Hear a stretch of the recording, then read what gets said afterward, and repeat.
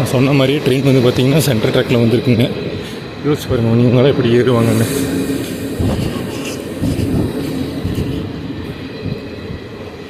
பார்த்திங்கன்னா லேடிஸ் எல்லாம் குழந்தைய வச்சுட்டு வயசானவங்கெல்லாம் ஏறணும் அப்படிங்கிறப்ப பாருங்கள் எந்த ட்ராக்கில் போய் நிற்கிதுனுங்க. இந்த பக்கம் ட்ராக்லையாவது விட்டுருக்கலாம்.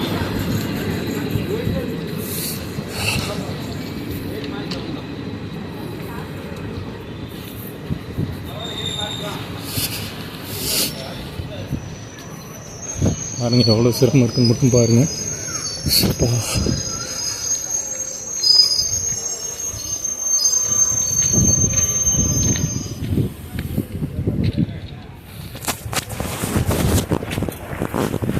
ஆத்தி